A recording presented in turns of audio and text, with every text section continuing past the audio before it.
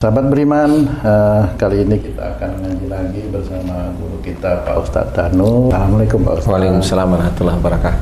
Alhamdulillah. Assalamualaikum Bang J. Waalaikumsalam Pak Tung. Sahabat beriman, kali ini kita akan ngaji dan nanti akan minta pencerahan lagi bersama guru kita masalah penyakit yang sering sekali dialami oleh teman-teman kita. Sesak nafas seperti itu ya Pak Ustadz ya. Sering sekali seseorang itu menderita sesak nafas atau kadang-kadang dari pilek jadi sesak nafas juga lah itu. Ingin pencerahan dari Pak Ustadz, kira-kira penyebabnya apa Pak Ustadz? Mohon pencerahannya, monggo Pak. Bismillahirrahmanirrahim. Assalamualaikum warahmatullahi wabarakatuh. Waalaikumsalam.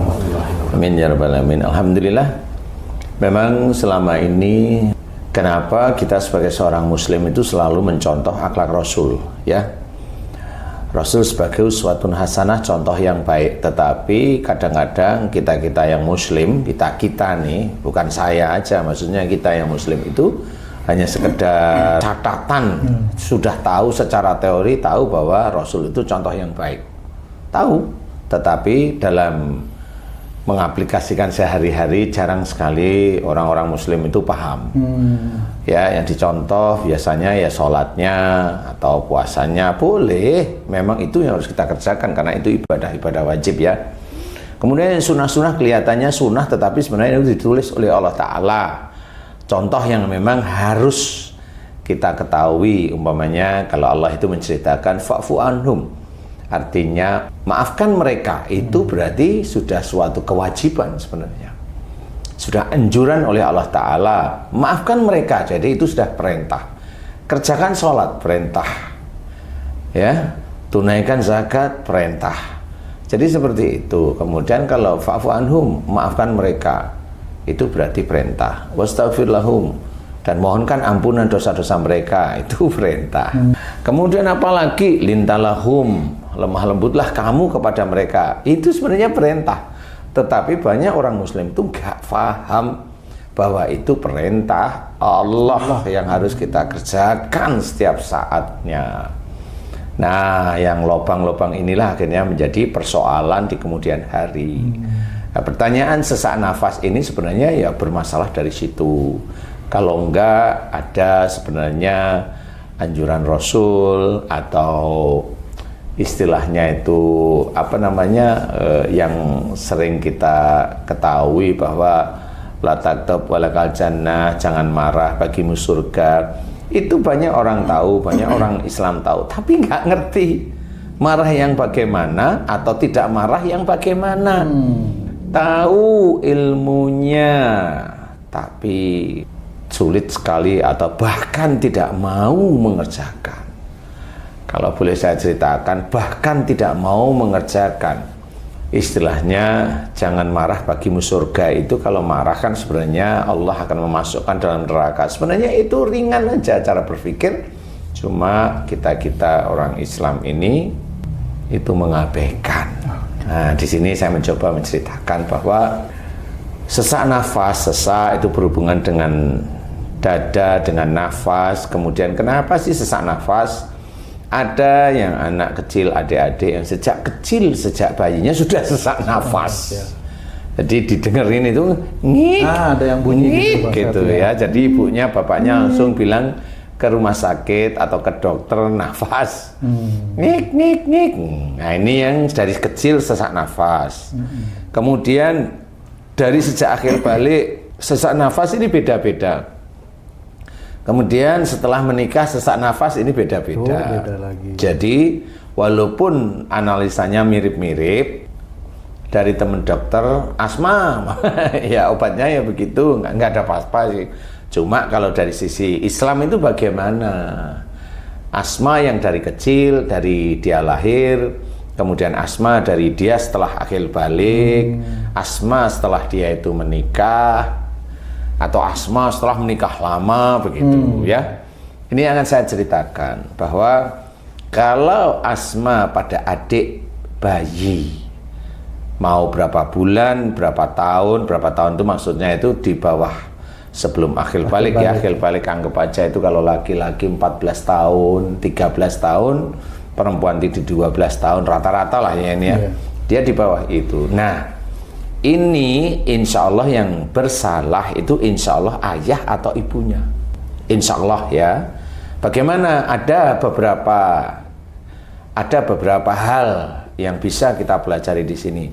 Ayah dan ibunya si adik ini hanya menyimpan marah kepada orang tuanya. Hanya itu. Menyimpan marah aja, jengkel.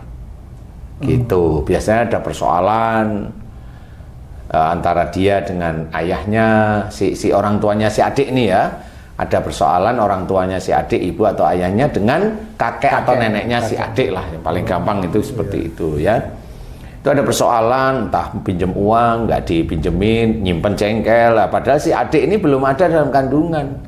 Jengkel aja. Kemudian dia ingat, kalau saudaranya pinjam uang dikasih, kalau dia pinjam uang nggak dikasih. Nah itu kan jengkel ya.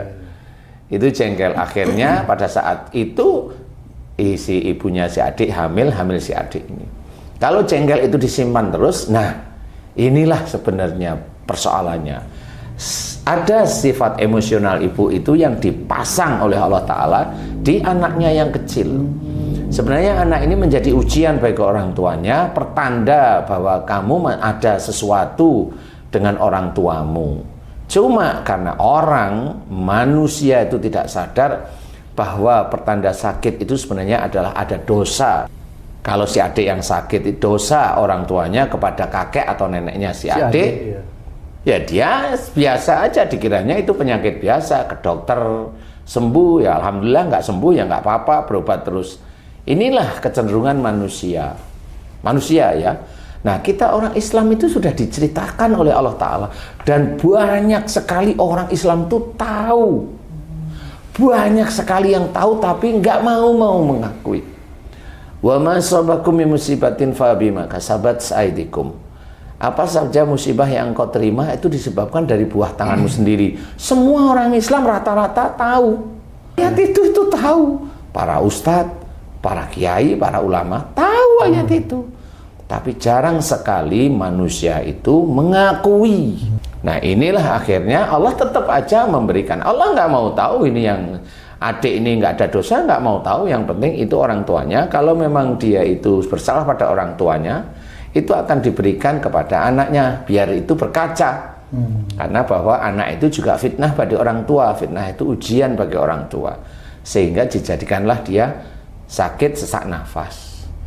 Sebenarnya kalau si adik itu sesak nafas sudah bertahun-tahun hingga dia itu biasanya dokter itu hafal-hafalan.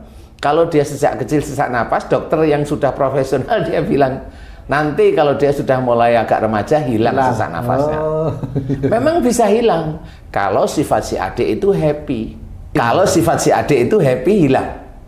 Tapi kalau sifat si adik itu pendiam, asma ini tetap nggak akan hilang. Nah kalau diam itu kecenderungannya dia menyimpan marah juga, sama seperti orang tuanya yang menyimpan marah kepada kakek atau neneknya. Nah itu kecenderungan. Nah ini secara Islami sebenarnya penyembuhannya itu insya Allah sangat gampang sekali.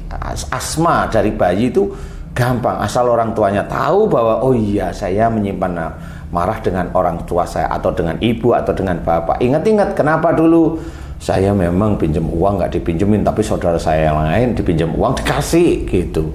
Akan marah tapi diem, pilih kasih. Iyalah, bilang orang tuanya pilih kasih. Dia nggak sadar bahwa pada saat saudaranya pinjam uang orang tuanya punya uang. Pada saat dia pinjam orang tuanya nggak punya. Lah itulah yang menjadi ujian bagi yang pinjam. Jadi intinya kalau asma dari kecil insya Allah gampang banget. Asal fahami bahwa oh ya saya pernah marah, menyimpan marah, khususnya menyimpan marah, bukan marah yang keluar ya. Asma itu menyimpan marah kepada orang tua. Nah titiknya apa? Doain. Kita berdoa pada Allah Ta'ala, ya Allah jika anak saya namanya si Fulan, dia sakit asma disebabkan, itu tahu persis disebabkan dulu sebelum anak saya itu ada dalam kandungan atau lahir di dunia, saya sering menyimpan marah dengan sebutkan ibu atau bapak. Jika itu dosa di hadapanmu menyimpan marah, ampuni dosa-dosaku. Ampuni ya Allah dosa-dosaku, astagfirullahaladzim. Serius. Paling beberapa kali doa serius, mohon ampun, nanti beberapa hari, enggak sampai seminggu, enggak. Kalau memang itu serius, enggak sampai 1-2-3 hari selesai.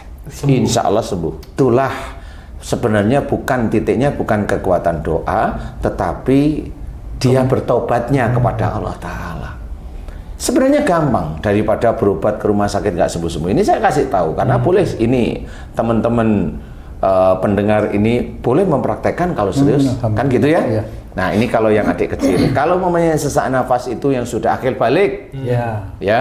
Nah kalau sudah akil balik, nih biasanya si adik yang sudah akil balik sesak nafas ini tipenya pasti pendiam. Jadi dia diem, nah, kenapa? Nggak taunya dia jengkel sama salah satu orang tuanya, jadi diem aja. Sesak dia di sini. Awalnya tetap si adik itu membawa sifat orang tua. Iya, genetik pendiam, genetik marah, yang cirinya diam. Kemudian ada sifat orang tua atau perbuatan orang tua yang dia tidak suka. Dia tidak memang banyak ngomong tapi menyimpan marah, sesak dia pasti. Dan kalau itu tidak ya pasti kalau lagi jengkel beneran ya sesak. Orang tuanya nggak tahu, si adik juga nggak tahu, bawa ke dokter. Nanti kalau stres sesak, mau ujian sesak. Nah begitu itu sebenarnya. Nah ini biasanya salah satunya begitu sama. Si adik yang memang sesak diajari. Kalau itu muslim anak kita diajari. Adik, kamu sering menyimpan marah sama siapa? Sama ibu apa bapak? Sama mama apa papa? Sama mama apa pak? Iya kan? Di situ ditanyain, nggak apa-apa, ayo adik jujur, kan lebih enak. Betul. Nanti kalau dia bilang, saya sering menyimpan marah sama bapak, sudah maafkan bapakmu mau. Kan begitu caranya. Dia bilang mau aja, sesaknya biasanya hilang. Mau nanti doain bapakmu agar menjadi bapak yang soleh ya nak. Iya gitu. Nah itu langsung biasanya hilang. Sebenarnya mudah itu. Walaupun untuk teman-teman dokter harus ngeluarin obat, harus ini, kontrol lah sebulan sekali, atau kalau lagi bengek masuk ICU dan sebagainya. Sebenarnya itu mudah. Kita selesaikan secara Islami dengan akhlak Rasul, yaitu mau memaafkan, tidak mau lagi untuk menyimpan marah, insya Allah selesai. Makanya kenapa la taktab walakal jannah itu salah satu tanda yang berhubungan dengan penyakit ini. Jangan marah, bagimu surga. Kalau marah neraka, salah satu neraka ya sakit. Orang Islam itu harus paham dan dia harus ngikutin aturan-aturan Allah, ngikutin akhlak-akhlak Rasul. Kalau ngikutin akhlak Rasul, insya Allah orang Islam nggak akan sakit, insya Allah. Kalau ada orang Islam sakit walaupun dia tahu agama, lah dia belum ngerjain, dia hanya tahu ilmu agama. Ya kan Ji? Kalau mamanya haji, mamanya nih, haji kan agamanya cukup bagus, istri agamanya cukup bagus, mamanya istri itu telinganya selalu berdenging terus, atau mamanya budak sebelah mamanya. Nah itu bukan karena Allah itu menyiksa, enggak. Karena umpamanya istri haji itu ngerti agama tapi nggak jalani. Ngerti agama itu ngerti teorinya, ngerti ilmunya. Tapi kalau belum dikerjakan salah satunya pasti berdampak. Yang berhubungan dengan telinga apa? Kalau dinasihatin selalu nolak, atau kalau diberi masukan selalu malah mau nyalain. Nah, berdebat, ngajak debat. Ya, seperti itu. Siapapun orang yang telinganya begitu pasti seperti itu, insya Allah ya. Nah, sesak napas juga sama. Kalau si adik tadi mau, si ibunya mau bilang, "Dek, mau nggak maafkan ayah?" Insya Allah. Mau nggak mendoakan ayah agar ayah jadi soleh? Insya Allah mah, itu biasa langsung hilang. Itulah Allah, kalau memang kita mau mendekat dengan berjalan, ya Allah akan mendekat kepada kita dengan berlari. Makanya kalau seseorang mau meminta ampun kepada Allah Ta'ala tentang kesalahannya, itu yang disukai oleh Allah Ta'ala dari seseorang yang berbuat dosa, yaitu taubat. Seperti itu. Nah kalau mamanya yang sakit setelah menikah, ya dia pasti ada persoalan dalam rumah tangganya. tangga. Kalau misalnya gini Pak Ustadz, tadi kan seorang orang tua menasihati anaknya ya. Kalau yang sakit sesak itu orang tuanya, bagaimana seorang anak itu berlaku kepada orang tuanya? Gitu? Nah, sesaknya sejak kapan? Sesaknya mungkin sesaknya sudah sejak kecil juga itu orang tuanya Pak Ustadz. Kecil itu udah akil balik atau belum? Kira-kira belum akil balik. Nah, kalau belum akil balik tetap diurut ya. Kalau belum akil balik berarti ini genetik dari orang tuanya. Dilihat emosionalnya. Kalau memang kelihatan emosional, oh bener, berarti banyak sebenarnya cenderung emosional, tetapi ada yang dikunci. Tetapi kalau sejak kecil berarti ada emosional dari orang tuanya dulu yang diturunkan diturunkan oleh Allah Ta'ala kepada si orang tua tersebut, sehingga si adik tersebut, sehingga adik ini sejak kecil asma, remaja asma, dewasa asma terus. Nah ini berarti ada sesuatu di situ. Kenapa? Mamanya ya asma itu kan macam-macam yang dikunci oleh Allah Ta'ala, dikunci dari sifat itu. Bisa saja ilmu, bisa saja sifat yang emosional, itu dikunci oleh Allah Ta'ala. Nah dari titik itu harus diberi penjelasan. Coba diberi penjelasan. Kalau memang itu ngerti dan mau tobat kepada Allah Ta'ala, insya Allah selesai. Oh, asma itu bukan penyakit berat. Tapi kalau stres langsung, nah itu ya jadi nakutin ya. Sampai bengkok gini tuh Pak Ustadz, dan kadang-kadang susah tidur. Ya, karena mau mengambil napas nggak bisa-bisa. Sampai gini. Nah, itu sampai jantung kalau itu sudah. Ya, jantungnya bengkak. Itu beda, nanti kita cerita tentang jantung yang bengkak. Jadi asma insya Allah kurang lebih seperti itu. Asma ini kan kaitannya dengan paru Ustadz ya? Iya, paru. Dan saluran pernapasan ya. Saluran pernapasan, benar. Dulu anak saya sesak napas waktu kecil.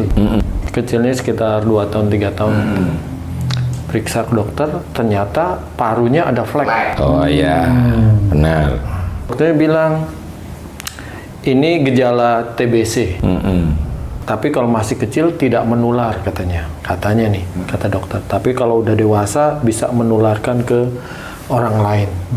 Kalau udah kakek-kakek membunuh. Itu disebabkan apakah sama dengan asma itu? Mirip, tapi ini sudah menjadi rusaknya paru gitu. Jadi gini, kalau insya Allah itu sudah flek sejak kecil, nanti ada hal nih gini. Biasanya kalau anaknya itu tidak pendiam, tidak emosional, diam, flek ini lepas.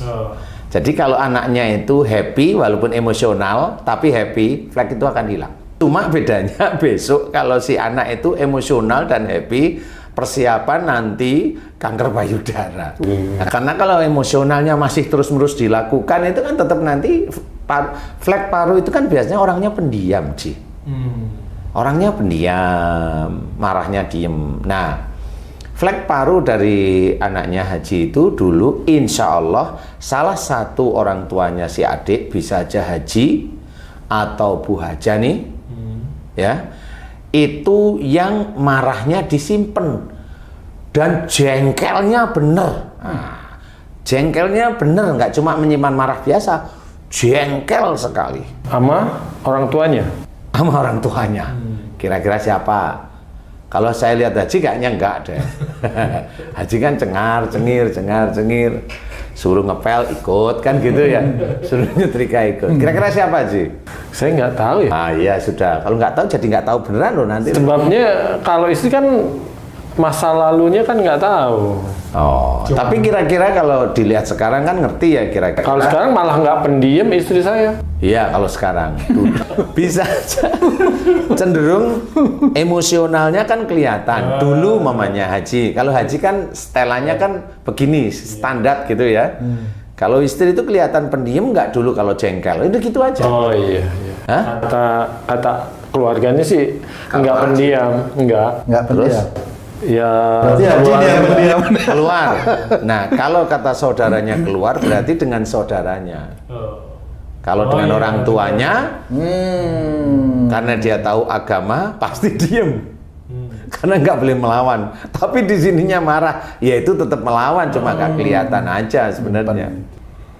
Insya Allah seperti itu. Jadi biasanya flek diawali dari salah satu orang tuanya yang menyimpan marah tapi kuat. Kalau flek itu sudah kuat. Kalau sudah ada marah, ada benci, nah itu nanti nggak cuma flek. Bisa jadi, kalau diem, bisa jadi tumor paru. Ada yang tumbuh. Ya ada, tapi kalau yang itu bisa keluar, unek-uneknya marah, tapi di luar. Tapi kalau di luar itu dengan saudaranya bisa keluar marahnya. Tapi dengan orang tuanya diem, nah itu flek. Itu bisa jadi TBC, bener, kata dokter sudah betul. Tapi setelah gede, anaknya JC, fleknya ada nggak? Enggak. Ah ya sudah, happy nggak adanya? Happy. Oh ya sudah, kan tadi saya bilang, kalau si anak itu pendiam, flek itu nggak akan bisa lepas. Dia akan flek terus. Nah, kemudian kalau si anaknya HJC itu selain pendiam, emosinya tinggi, flek itu nanti jadi TBC. Gitu. Itu analisa dokter sama, insya Allah sama saya. Jadi TBC karena marahnya diem. Tapi kan tadi saya bilang, kalau anaknya itu setelah akil balik itu happy. Happy ini maksudnya? Happy itu seneng, ceria. Oh gitu. Jadi bagian dari ibadah atau gimana itu Pak Ustaz?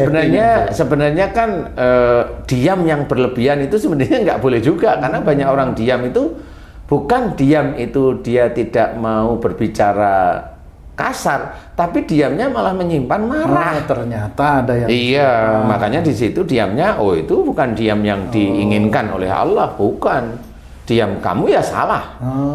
Tetap salah aja di hadapan Allah Ta'ala. Makanya kalau memang anaknya Haji C happy, kelihatan, oh iya anak saya memang happy, itu hilang. Cuma kalau happy-nya itu terlanjur kebablasan, kemudian emosionalnya masih dan kuat, siap-siap aja kalau dia emosionalnya kemana nih? Ke suami, ya nanti di atas umur 45.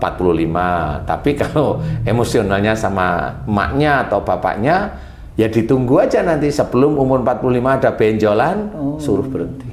Boleh marah mulai hari ini karena Allah, karena itu sudah persiapan kanker. Jadi happy itu hanya untuk hilangnya flek.